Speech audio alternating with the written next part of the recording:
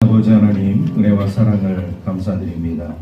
8월의 마지막 주로 우리 하나님께 예배할 수 있도록 인도하여 주시고, 폭염과 또 태풍과 여러 가지 기후의 변화 속에서도 변함없이 저희들을 주님의 전으로 인도하여 주시는 은혜 감사를 드립니다. 오늘도 영광의 예배로 나아가는 우리 하나님의 백성들에게 살 길을 주님께서 열어주시고, 온전한 주님의 인도하심과 우리 하나님의 선하심을 선포하며 주의 영광을 드러낼 수 있는 하나님의 자녀들 될 수 있도록 축복하여 주옵소서. 오늘도 예배하는 모든 하나님의 자녀들의 삶 가운데 영과 진리로 예배하는 모든 예배자들의 삶이 되기를 간절히 바라옵고, 우리 구주 예수 그리스도의 이름으로 기원하옵나이다. 아멘.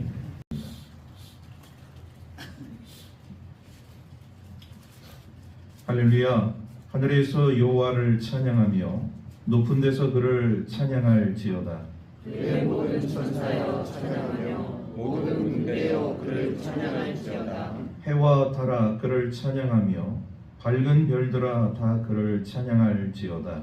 하늘의 하늘도 그를 찬양하며 하늘 위에 있는 불들도 그를 찬양할지어다. 그것들이 여호와의 이름을 찬양함은 그가 명령하심으로 지음을 받았음이로다. 그가 또 그것들을 영원히 세우시고 해하지 못할 명령을 정하셨다. 여호와의 이름을 찬양할지어다.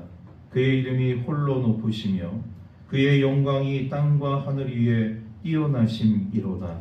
그가 그의 백성의 뿔을 높이셨으니 그는 모든 성도 곧 그를 가까이하는 백성 이스라엘 자손의 찬양받을 이시로다. 할렐루야. 아멘. 사도신경으로 우리의 신앙을 고백하겠습니다.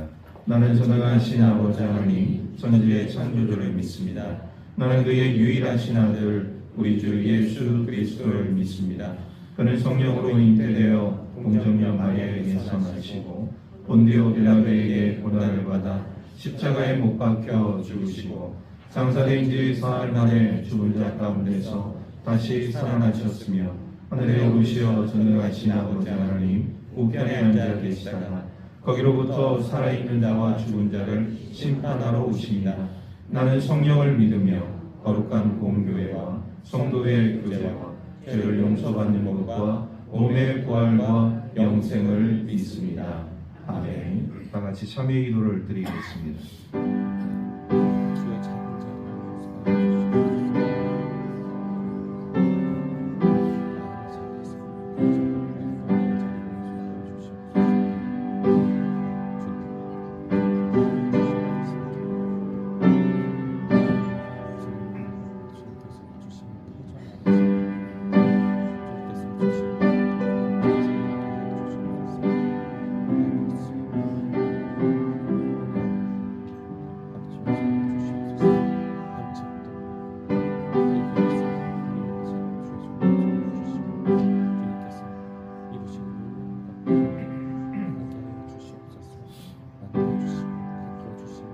그가 우리를 흑암의 권세에서 건져내사 그의 사랑의 아들의 나라로 옮기셨으니 그 아들 안에서 우리가 속량 곧 제사함을 얻었도다. 아멘. 생명의 말씀은 구약성경 창세기 14장 17절에서 24절 말씀까지입니다. 구약성경 17쪽에 있습니다. 창세기 14장 17절에서 24절 말씀을 봉독하겠습니다. 아브라함이 그돌라오멜과 그와 함께한 왕들을 쳐부수고 돌아올 때 소돔왕이 사회 골짜기 곧 왕의 골짜기로 나와 그를 영접하였고 살렘왕 멜기세덱이 떡과 포도주를 가지고 나왔으니 그는 지극히 높으신 하나님의 제사장이었더라. 그가 아브라함에게 축복하여 이르되 천지의 주제이시여 지극히 높으신 하나님이여 아브라함에게 복을 주옵소서. 너희 대적을 내 손에 붙이신 지극히 높으신 하나님을 찬송할지로다 하며 아브라함이 그 얻은 것에서 10분의 1을 멜기세덱에게 주었더라. 소돔왕이 아브라함에게 이르되 사람은 내게 보내고 물품은 내가 가지라.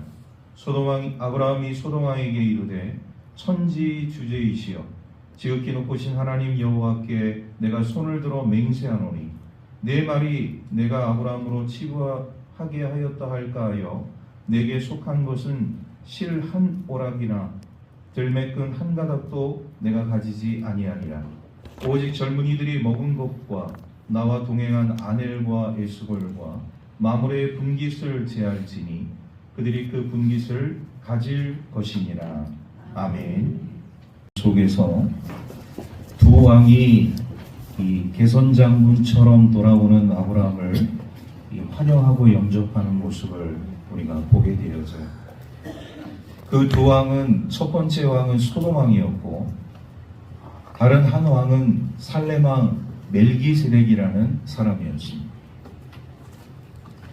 사실 아브라함은요, 이 그돌라오멜 연합군과의 그 전쟁에서 참여하게 되어질 때 처음부터 승리한다는 그런 자신감을 가지고 뛰어든 전쟁은 아니었습니다. 그런데 그의 마음 속에, 그의 삶 속에 자신의 이 피부치 중에 한 사람이었던 조카 롯을 구하겠다는 이런 구명의 이 사명감을 가지고 있었을 뿐만 아니라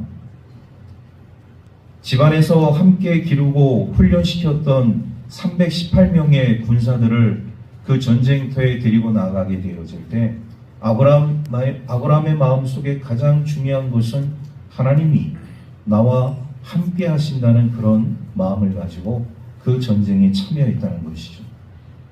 그런데 결과는 그 그돌라오멜 연합군을 격파하고 지금 개선 장군처럼 돌아오는 이 아브라함의 모습을 우리가 보게 되어집니다.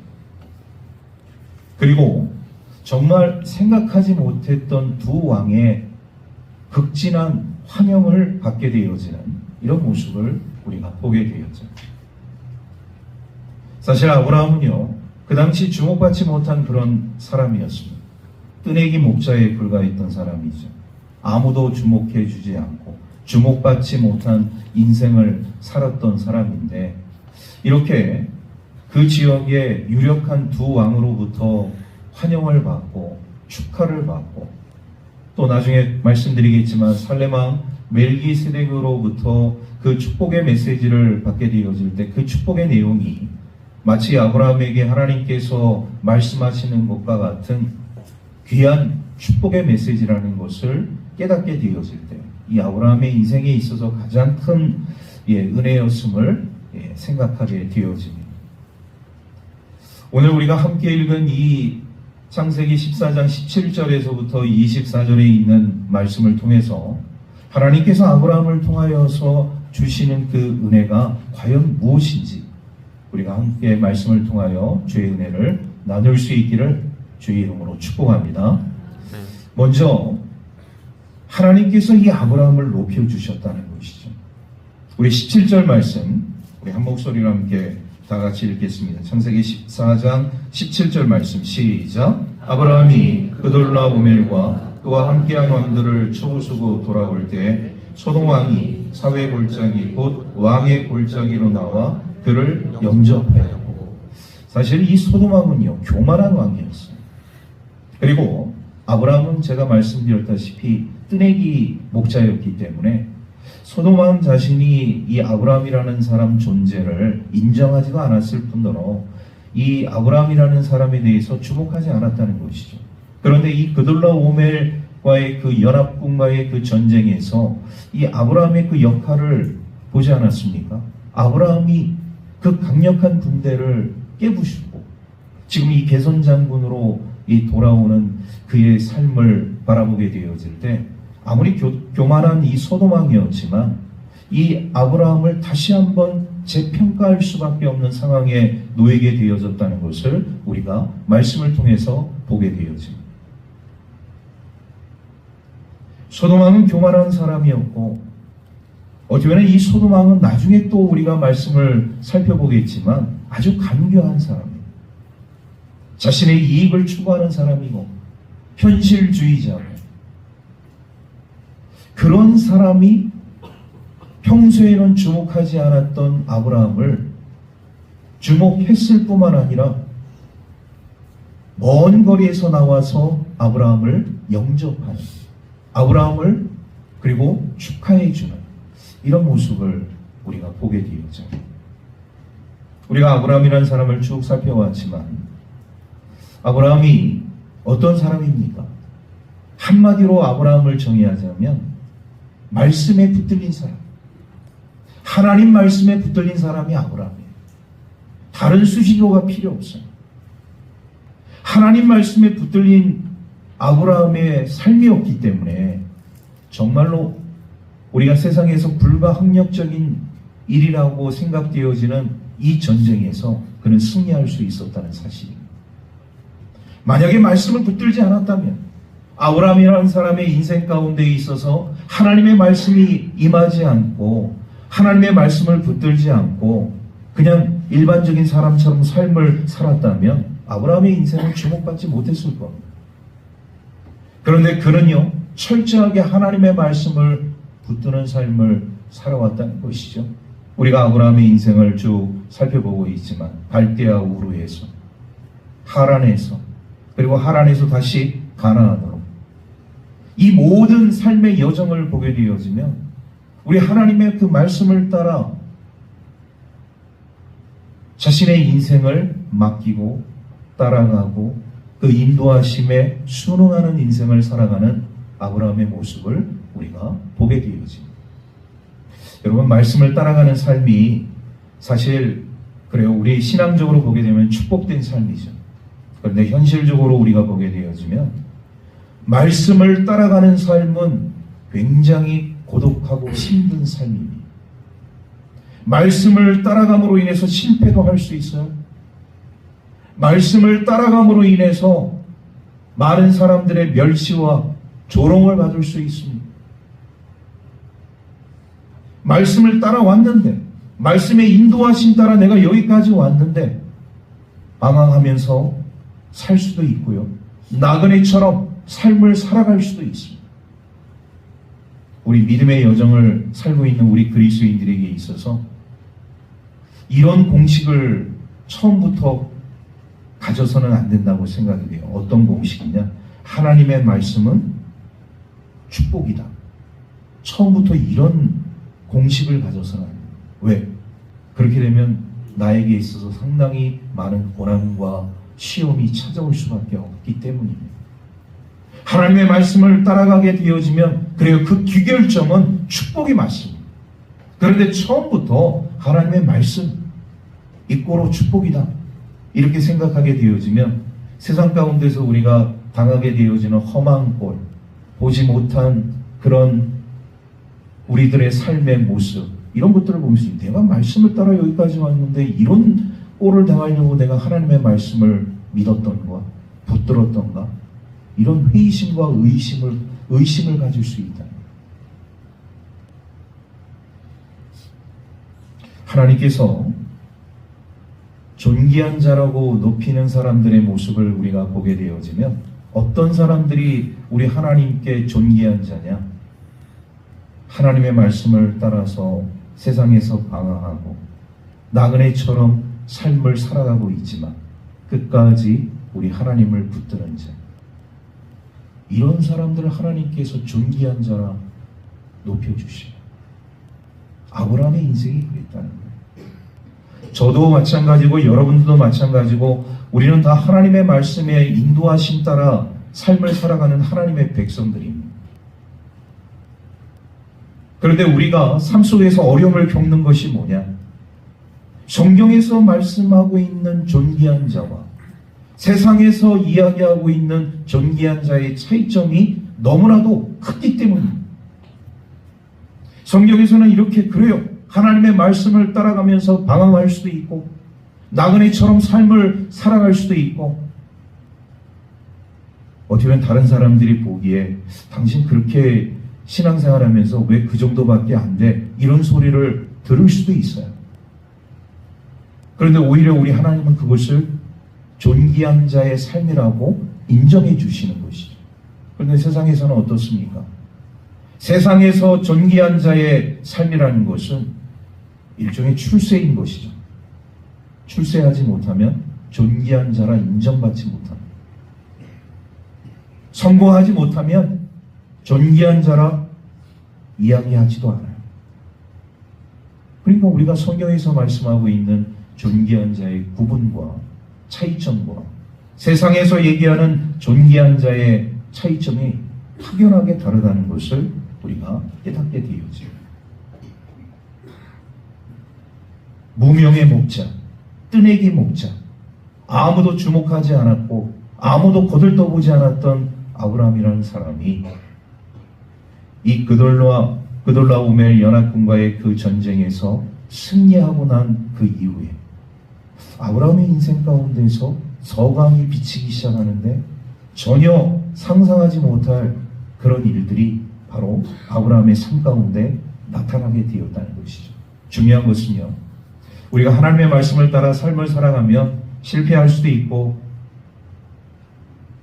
나그네와 같은 인생을 살아갈 수도 있고 아무에게도 주목받지 못한 인생을 살아갈 수도 있는데 하나님께서 그런 자들을 존귀한 자라고 여겨주시는데 아브라함처럼 어느 날 갑자기 정말 다른 사람들이 상상할 수 없는 그런 상황 속에서 우리 하나님의 사람들을 존귀한 자로 드러내실 때가 반드시 있다.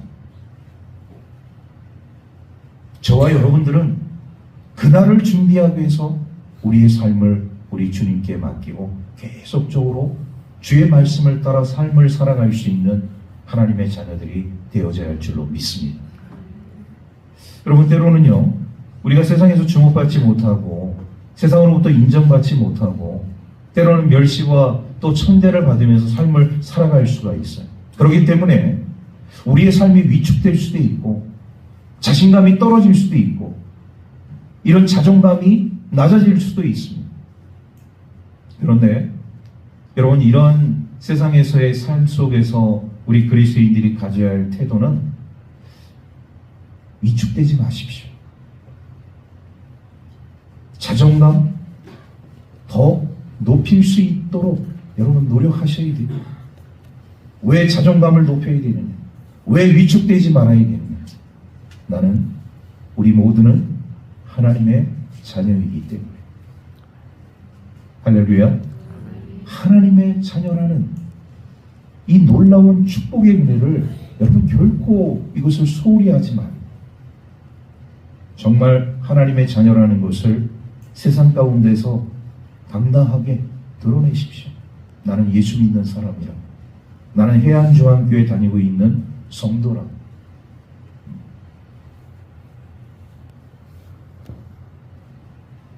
예수 믿는 사람이라는 것을 드러내지 못하는 사람들이 의외로 많아요. 당신은 종교가 무엇입니까? 라고 사람들이 질문할 때 저는 기독교입니다. 예수 믿는 사람입니다.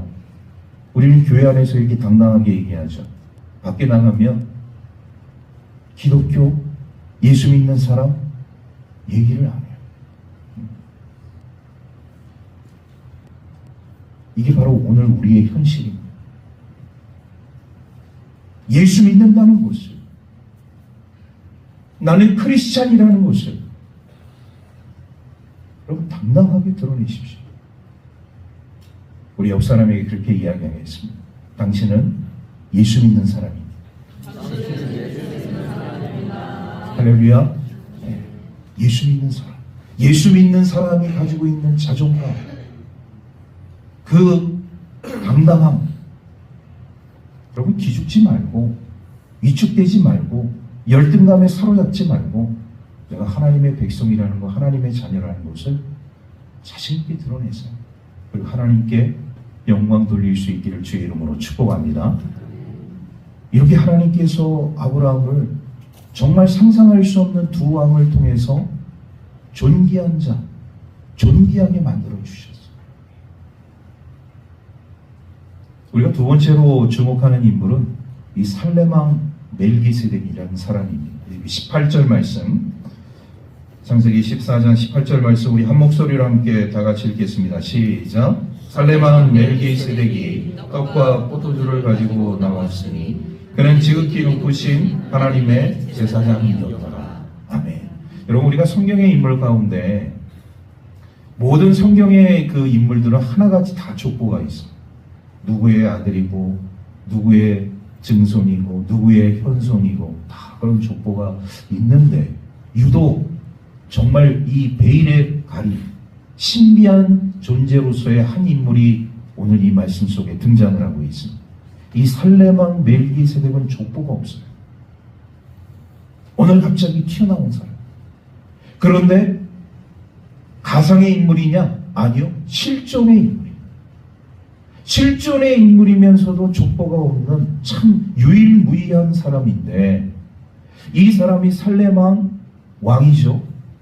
멜기세덱이라는 이름을 가지고 있을 뿐만 아니라 하나님의 거룩한 제사장, 오늘 성경은 그렇게 우리에게 말씀을 하고 있습니다.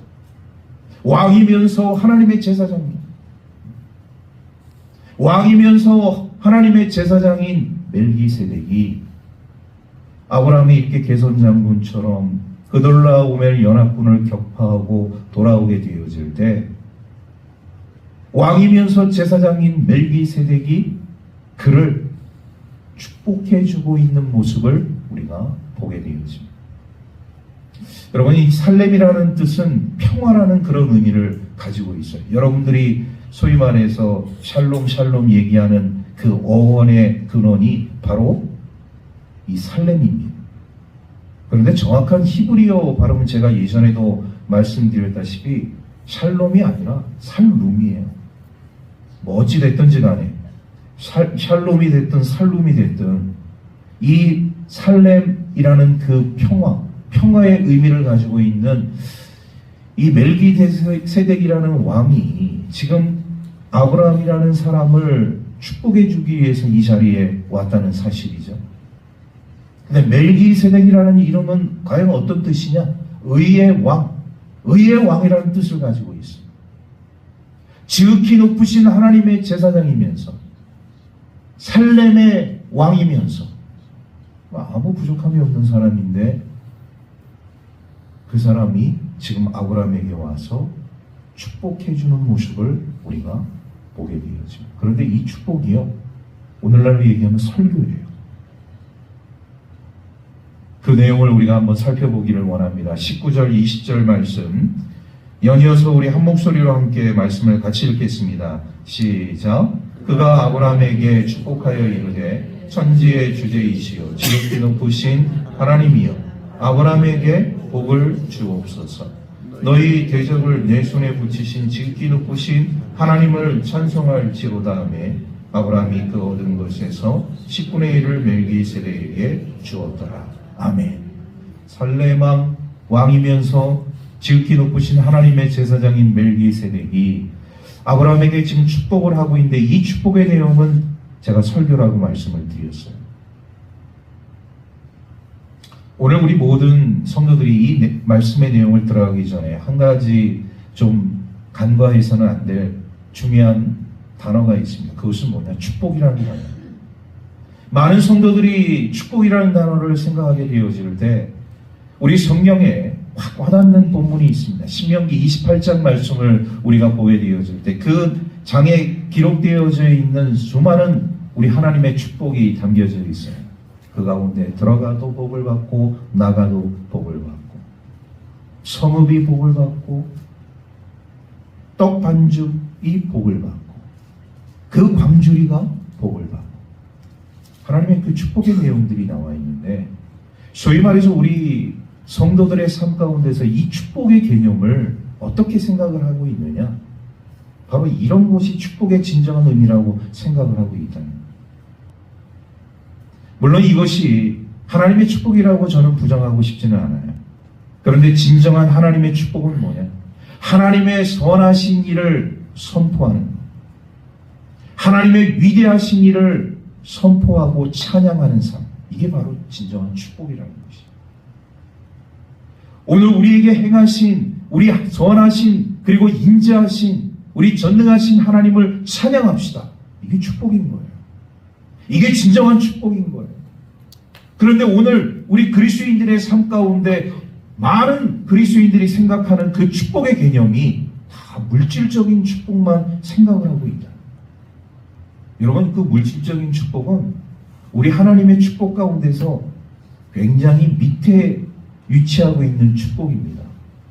제일 높은 자리에 차지하고 있는 축복은 뭐냐? 우리 하나님의 선하심과 우리 하나님의 인자하심과 우리 하나님의 지극히 높으심과 전능하심, 우리 하나님을 찬양하고 선포하는 이것이 진정한 축복이다. 이런 축복된 삶을 우리가 살아가게 되어질 때 하나님께서 우리 하나님의 백성들에게 부스러기로 이런 소위 말해서 물질적인 축복, 은혜의 삶, 이런 삶들을 우리에게 베풀어 주시는 거예요. 그런데 우리는 거꾸로 제일 밑에 있는 이 축복을 가장 높은 곳에 올려드리면서 우리 하나님 앞에 이런 축복, 저런 축복을 주십시오, 이렇게 얘기하고 있지 않습니다. 오늘부터 바꾸세요. 이 물질적인 축복은 가장 밑에 있는 것입니다. 진정 우리 하나님으로부터 축복을 받기를 원한다면 우리 하나님의 선하심과 인자하심과 우리 하나님의 전능하심과 우리 하나님의 길이 참으심과 그리고 우리 하나님께서 찬송받으시기에 부족함이 없는 분이라는 것을 고백하게 되어질 때 우리 하나님의 놀라운 축복이 우리 모든 주의 백성들의 삶 가운데 임하게 될 줄로 믿습니다. 할렐루야. 그래요. 그런 개념을 가지고 우리가 믿음 생활, 신앙 생활을 해야 합니다. 아브라함은요, 이 멜기세덱의 이 축복 설교를 통하여서 두 가지를 깨닫습니다. 하나는 이 전쟁의 성패가 나에게 있었던 것이 아니라 하나님이 행하신 것이고, 그거를 다시 한번 확인했어요. 내가 318명의 가신들을 데리고 나가서 목숨 걸고 싸워서 이긴 전쟁이라고 물론 아브라함도 생각할 수 있겠지만, 불가항력적인 그 상황 속에서 나를 승리로 이끄신 분은 바로 전능하신 하나님이시다. 그것을 이 멜기세덱의 이 축복의 설교의 내용을 통해서 다시 한번 깨닫게 되는 것이죠. 하나님, 이 아브라함이 이렇게 전쟁에서 승리하며 우리 하나님께 찬송 드릴 수 있도록 인도하여 주신 거 감사합니다. 그 내용을 들을 때 마음에 확 와닿는 거예요. 아, 그래, 이 전쟁은 내가 해서 이긴 것이 아니지, 하나님께서 하신 일이신 것이죠. 오늘 우리들의 모든 삶 속에 되어지는 것은 내가 한 것처럼, 그렇죠? 어떻게 보면 하나님은 사람을 통해서 일하시기 때문에. 근데 우리는 착각하는 것이 뭐냐면 내가 다 이것들을 행했다고 생각을 하잖아요. 그 공로, 그 공은 다 하나님께 있는데, 소위 말해서 내가 잘나서 뛰어나서 똑똑해서 기술이 좋기 때문에, 경험이 풍부하기 때문에, 많은 지식을 가졌기 때문에 내가 한 것처럼 생각을 하고 있는 거 아니겠습니까? 그런데 아브라함은 그거를 깨달은 것이죠. 내 능력이 뛰어나서 이 전쟁에서 승리한 것이 아니라 내 318명의 병사가 훌륭해서 이 전쟁에서 승리한 것이 아니라 하나님께서 함께 하셨고 하나님께서 능력을 베풀어 주셔서 이 불가항력적인 전쟁에서 승리할 수 있었노라. 그것을 먼저 깨달은 거예요. 전쟁은 나에게 속한 것이 아니라 하나님께 속한 것이다. 이 고백이 아브라함의 삶 가운데 있었다는 거예요. 두 번째로 아브라함은요, 전리품 가운데 10분의 1을 하나님 앞에 드립니다. 여러분, 여기서 우리는 중요한 이 아브라함의 이 헌금 11조를 우리가 보게 되어져요. 성경에 등장하고 있는 그런 내용들 가운데서 가장 어떻게 보면은 이 창세기서에서, 창세기 말씀에서 등장하고 있는 하나님께 대한 우리 믿음의 백성들의 이 헌금 11조, 우리가 하나님 앞에 드려지는 헌금을 우리 믿음의 성도들이 생각을 하게 되어질 때 내가 가지고 있는 삶의 물질 가운데서 일부를 우리는 하나님께 드리는 것이라고 생각을 하고 있어요. 틀린 것은 아니에요. 그런데 오늘 아브라함은요, 이 전리품 가운데 10분의 1을 하나님 앞에 11조로 드렸다는 그 사실은, 하나님께 드려지는 헌금은, 하나님께 드려지는 이 11조는 바로 자신의 삶 가운데 전적으로 우리 하나님께서 개입하셔서 이 이길 수 없는 전쟁을 이길 수 있도록 인도해 주신 것에 대한 감사의 표현, 감사의 마음으로 하나님 앞에 11조를 드렸다. 여기서 우리가 가지고 있는 헌금에 대한 개념과 아브라함이 하나님 앞에 드려진 이 11조에 대한 개념이 확연하게 다르다는 것을 우리가 깨닫게 되어집니다.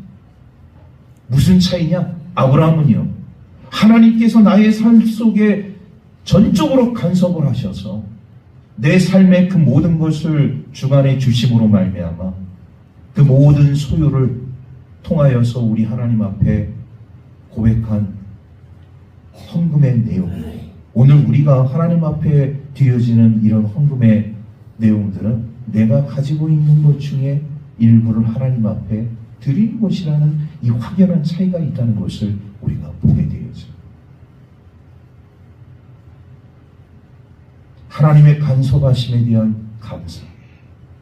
오늘도 우리 하나님께서 도저히 내가 이길 수 없고 행할 수 없는 그 삶 속에서 역사하심으로 말미암아 나를 여기까지 인도해 주시고 함께 해 주셨다는 그 마음의 표현이 아브라함의 삶 가운데 있었다는 것이죠.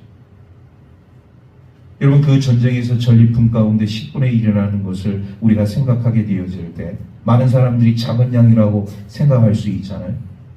이 엄청난 양입니다. 엄청난 금액인 것이죠. 그 전리품, 그돌라오멜 연합군을 격파할 정도로 그 막강한 군대를 무너뜨리고 거기서 빼앗은 물건이라는 것은 엄청난 양이었다는 거예요. 내가 가지고 있는 것 중에 일부를 드리는 거하고 우리 하나님께서 간섭하심으로 말미암아 놀라운 축복의 삶으로 인도해 주신 것에 대한 감사의 표현으로 드리는 것은 너무나도 확연한 차이가 있다는 것을 우리가 깨닫게 되었지. 헌금에 대해서 아까워하시는 분들이 있어요.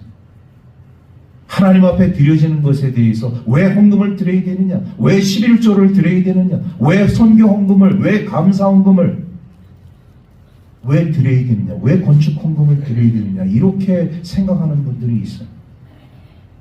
아브라함의 삶을 통해서 우리가 비춰보게 되어질 때 하나님께서 나의 삶 속에 간섭해 주심으로 인해서 이룰 수 없는 상황들을 이루게 해주시고 축복된 상황이 아님에도 불구하고 축복된 삶으로 인도해 주신 것에 대한 감사의 그런 표현들이 우리의 헌금으로 이루어지게 되어진다면 이것은 아브라함을 향한 우리들의 신앙의 모습이라고 볼 수가 있는 것이죠. 하나님께서 나를 축복해 주실 때는 아무 대가도 아무 응답도 없다가 나의 삶이 힘들어지고 어려워지면 그것에 대해서 나몰라라 하는 이런 화렴치한 우리 그리스도인들의 삶이 되어져서는 아니 된다는 것이죠. 여러분, 아브라함은 목숨 걸고 이 전쟁에서 싸운 사람 아니겠습니까? 그러면 목숨 걸고 우리가 삶의 전선에서 우리가 나름대로 고분분투하면서 일을 하면서 번 그 소득에 그 모든 것들이 내가 다 취해야 되느냐? 아브라함도 다 가질 수 있어요. 11조를 드리지 않을 수도 있습니다. 그런데 아브라함의 마음속에 삶 속에는 이 모든 것의 주인은 하나님이라는 것을 인정하고 있었다는 것이죠. 믿음의 삶을 우리가 살아가게 되어질 때 우리가 신앙에서 이런 정확한 판단과 분별력이 없으면 우리는 항상 흔들릴 수밖에 없는 헌금을 해야 되느냐 말아야 되느냐 11조를 드려야 되느냐 말아야 되느냐 우리가 믿음의 삶을 살고 있는 우리 하나님의 백성들의 삶 가운데 하나님의 전적인 간섭하심이 없었다면 내가 정말 여기까지 올 수 있었을까?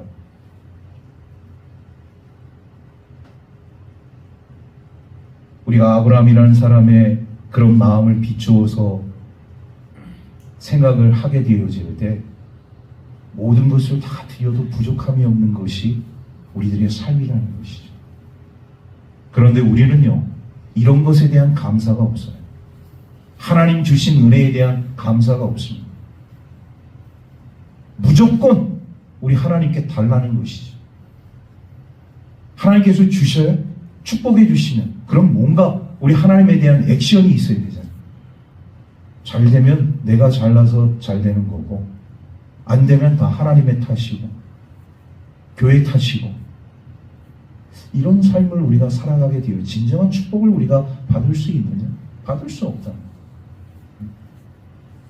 물질의 많고 적음을 떠나서 우리 하나님 앞에 우리 신앙인들의 그 삶 가운데 정확한 이런 믿음의 표현들이 이루어지지 않는다면, 여러분 정말 우리가 하나님 앞에 간구하는 그런 축복의 내용들은 다 거짓이고 우리 하나님을 기만하는 거고 다 그런 내용들인 것이죠.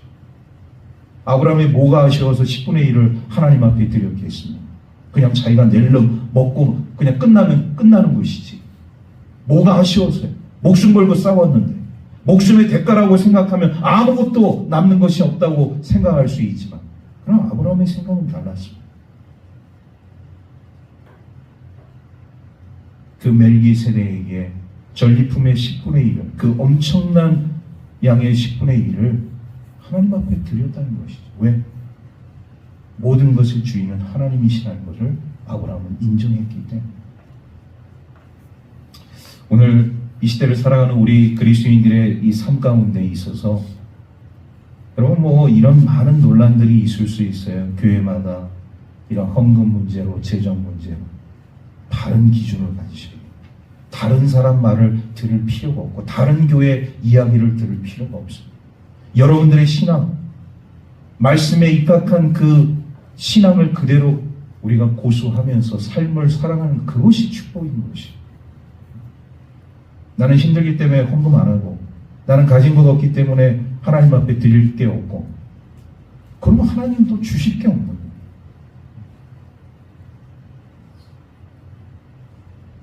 원리는 간단합니다. 왜 아브라함이 하나님의 그런 축복의 자녀로서 이런 놀라운 은혜의 삶을 살아갈 수 있어요? 그 마음 속에, 그 중심에 우리 하나님의 간섭하심을 인정하고 하나님의 주권, 하나님의 통치를 인정했기 때문에, 그래서 그가 축복의 주인공, 믿음의 조상이 될 수 있었던 겁니다. 계속 힘들면 힘들고 거예요.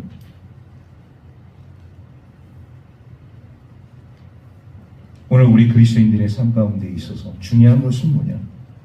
우리 하나님 향한 우리의 마음이죠. 우리 복음서에 보게 되면 한 과부가 하나님 앞에 정말 드릴 것이 없어서 가장 그 자신의 소유 가운데 있어서 일부 어떻게 보면 동정 드리지 않습니까? 근데 그것이 그 여인의 전부였어요. 전부. 우리가 생각할 때 그 동전의 가치는 굉장히 미미한 그런 동전의 양이었지만, 그 여인은 하나님 앞에 그 미미한 것이라도 자신의 전부인 그것을 하나님 앞에 드렸습니다. 하나님 그 중심을 보시는 것이. 우리가 생각하기에 그 돈의 가치가 많으냐 적으냐 이것이 중요한 것이 아니라 하나님 앞에 드려지는 우리의 중심, 우리의 마음, 하나님께서는 그걸 보시는 거예요. 사람을 의식할 필요 없습니다. 시대적인 정신을 의식할 필요가 없는 믿음의 삶을 살고 있는 우리 하나님의 백성들의 삶 가운데 우리에게 주어진 그 삶 속에서 하나님께서 말씀하시는 그대로 우리 믿음의 선진들이 행한 그 신앙의 행위대로 우리가 삶을 살아가는, 그게 바로 축복입니다. 여러분, 진정한 축복을 우리가 누리기를 원한다면 제가 처음에 말씀드렸던 것처럼 우리 하나님의 선하심과 인자하심과 자비로우심과 오래 참으심과 우리 하나님 찬양받기에 부정함이 없다는 분임을 믿음으로 선포하고 우리 하나님 앞에 나아가잖아요. 그럼 우리 하나님께서는 이 물질적인 그런 모든 축복 하나님께서 덤으로 주시. 오늘 이 아브라함의 이 행위야말로 그의 삶 가운데 있어서 자기의 중심을 하나님 앞에 표현한 아름다운 신앙의 행위라고 볼 수가 있는 것이. 우리가 하나님 앞에 드려지는 것을 아까워한다. 또 하나님도 여러분들에게 주시는 것을 아까워할 수밖에 없는 거예요. 우리 하나님은 우리의 중심을 보시는 하나님이시기 때문에 중심이 흔들리는 상황 가운데서는 우리 하나님은 전혀 움직이시지 아니하시나. 이 사실을 우리가 잘 알 필요가 있다는 것이죠. 축복의 원리를 아는 사람들은요, 이거를 깨달은 거예요. 그런데 축복의 원리를 깨달지 못한 사람들, 항상 그 자리에서 또 돌고 또 다람쥐 쳇바퀴 돌듯이 또 돌고 또 돌고 그러다 끝나는 거예요. 저는 우리 해안중학교 우리 모든 성도들이 정말 이 아브라함처럼 이런 믿음의 사람으로서의 삶을 살아갈 뿐만 아니라 하나님의 그 간섭하심을, 하나님의 주권적인 통치를 인정하고 우리 살아계시고 역사하시는 우리 주님과 함께하는 삶을 살아갈 수 있는 우리 믿음의 성도들 되기를 주의 이름으로 축복합니다. 그러면서 이 마지막으로요, 이 아브라함에게 있어서 승리 이후의 그 삶을 보게 되어지면, 여러분 항상 우리가 경계하고 주의해야 할 것이 뭐냐, 승리 이후의 삶 속에 반드시 시험이 있다는 것을 우리가 알아야 돼요. 우리가 어느 정도 궤도에 올라갔어요. 내가 어느 정도 좀 위치에 올라갔어요. 그때부터 물론 그 전에도 조심해야겠지만 그 상황에서는 더 조심하고 경계해야 합니다. 21절 말씀 우리 함께 다 같이 읽도록 하겠습니다. 14장 21절 말씀 시작. 소돔 왕이 아브라함에게 이르되 사람은 내게 보내고 물품은 내가 가지라. 여러분, 소돔 왕이 지금 아브라함에게 이런 제안을 했어요. 물품은 다 내가 가지고 사람은 내게 보내라. 지금 소돔 왕은요, 패전 왕입니다. 이제 왕이 아니에요. 그런데 왕이 아닌 이 소돔 왕이 아브라함에게 지금 어떤 제안을 하고 있느냐? 사람은 내게 보내고 물품은 빼앗은 물품 네가 다 가져라. 지금 제안을 하고 있어요. 여러분, 이 제안에 대해서 우리가 생각하게 되어질 때 이 제안이 합당한 제안이냐, 온전한 제안이냐 아니라는 것을 우리가 깨닫게 되어집니다. 소돔 왕은요, 제가 처음에도 말씀드렸다시피 교만한 왕입니다. 패역한 왕이고 소돔 지역의 왕이라는 직책을 가지고 있는 이 사람이 나중에 어떤 결과를 초래하게 될지 우리는 이미 알고 있잖아요. 소돔과 고모라, 아드마, 스보임이 우리 하나님의 불의 유황 심판을 받지 않습니까? 그 주역이 누구냐? 바로 이 소돔 왕이에요. 패역한 왕이면서 우리 하나님 앞에 범죄한 그런 대표 주자인 이 소돔 왕이 아브라함에게 이런 제안을 한다. 어떻게 보면 사람 같은, 우리가 상식적인 사람이면 귀가 좀 솔깃할 수 있겠죠. 아, 그래? 나를 인정해 주는 것 같은데, 나를 이제 소돔의 어떻게 보면 공동 대표로서 함께 일을 좀 잘 해보자는 그런 제안 같은데, 여러분, 이 제안 속에, 이 말 속에는 바로 이 마귀의 전략과 사탄의 전략이 포함되어져 있다는 것을 우리가 깨닫게 되어집니다. 아브라함이 이 소돔과 손을 잡는 그 순간에 아브라함의 삶 가운데 어떤 일이 벌어질 수 있느냐? 하나님과의 관계가 끊어지는 거예요. 왜? 소돔 왕은 세상 군주의 대표적인 인물이었기 때문에. 세상의 방법으로 우리 한번 살아보자.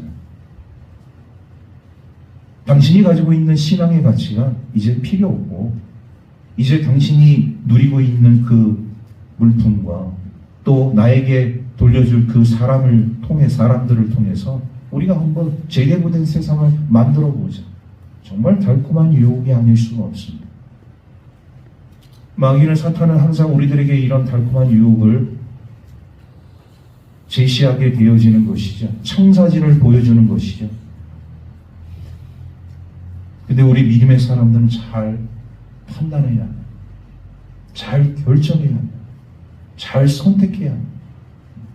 오늘 우리 새벽에도 우리 열왕기상 말씀을 살펴보면서 바세바라는 여인이 정말 가장 위기의 그 순간 속에서 다윗왕, 연로하고 노쇠한 이 다윗왕에게 나아가면서 자신의 목숨을 걸고 왕 앞에 나아간 거예요. 남편이지만 왕이기 때문에 절을 하면서 진언을 드리지 않습니까? 분명히 당신과 하나님께서 나에게 약속한 내 아들 솔로몬이 이스라엘의 차기 왕이 되어져야 되는데 엉뚱한 사람이 지금 왕이 되겠다고 설치고 있으니 이게 어떻게 된 일입니까? 당신이 제대로 일을 처리해 주십시오. 다윗 왕에게 이 결정과 선택의 그 최종 권한을 넘기잖아요. 다윗 왕이 판단력이 흐려져서 내가 처음에는 그렇게 생각했는데 지금 이제 아도니아라는 왕자가 스스로 왕이 되겠다고 이렇게 설치고 있으니 마지못해 그냥 인정해 줘야겠다. 이렇게 했다면 이스라엘의 역사 완전히 뒤바뀌어지는 거 아니겠습니까? 그런데 판단력이, 분별력이 흐려지지 않고 정확한 우리 하나님의 말씀과 자신의 입장을 그대로 밧세바라는 자신의 아내에게, 왕비에게 이야기하지 않습니까? 오늘 우리 그리스도인들의 삶 가운데 있어서 이런 정확한 선택과 결정이 우리 미래를 결정하게 되어집니다. 아브라함, 이 제안을 듣고서 곰곰이 생각해 봤어요. 내가 왜 이 전투에 참여하게 되었는가? 내가 많은 물질을 얻기 위해서, 부를 누리기 위해서, 이런 권세를 누리기 위해서, 명예를 누리기 위해서 내가 이 전쟁에 참여했는가? 아니라는 것을 알게 된 것이죠. 단지 사랑하는 조카, 물론 나의 생각과 다르고 내 신앙에는 미치지 못하는 미약한 조카이지만 그 조카를 구명해야겠다는 일념하에 318명을 데리고 전쟁에 참여한 거 아니겠습니까? 그 순수한 목적, 하나님의 자녀를 구원해야겠다는, 구출해야겠다는 그 한 가지 목적만을 가지고서 전쟁에 참여했는데 소돔왕의 제안은 소위 말해서 인본주의 제안이라는 것을 우리가 깨닫게 되어집니다. 항상 우리 승리 그 이후의 삶을 우리가 살펴보게 되어지면 우리가 고점을 찍잖아요. 반드시 시험이 있습니다. 사람을 통해서, 환경을 통해서, 경제를 통해서, 하여튼 이상한 방법들을 통해서 우리 하나님의 사람들을 시험하는 거예요. 여기에 우리가 무너지지 않기 위해서는 정확한 선택과 결정을 우리가 견지해야 한다는 거예요. 그거를 우리가 잃어버리는 순간에 우리의 신앙은 다 파산될 수밖에 없고, 근데 아브라함은 그거를 견지했습니다. 제가 22절, 23절 말씀을 읽겠습니다. 아브라함이 소돔왕에게 이르되 천지의 주제이시여 지극히 높으신 하나님 여호와께 내가 손을 들어 맹세하노니 내 말이 내가 아브라함으로 치부하게 하였다 할까 하여 내게 속한 것은 실한 오락이나 들매끈 한 가닥도 내가 가지지 아니하리라. 여러분, 이 실한 오락이, 들매끈 한 가닥, 뭘 얘기하는 겁니까? 내가 아무것도 네가 제안한 그 재물 나는 취하지 않겠다 이거예요. 그런 부정한 방법으로, 그런 비열한 방법으로, 그런 부패한 방법으로 나는 재물을 취하지 않겠다. 그게 하나님 앞에 그거는 누가 되고 하나님 앞에 범죄가 되기 때문에 나는 그런 방식으로 하지 않겠다. 정확히 잘못된 것에 대한 결정과 선택을 제대로 하고 있는 아브라함의 모습을 우리가 보게 되어집니다. 오늘 우리 그리스도인들이 이 땅 가운데 삶을 살아가게 되어질 때 여러분, 세상과 손잡고 하는 방법은 편해요. 뭔가 확연하게 눈에 보일 수 있습니다.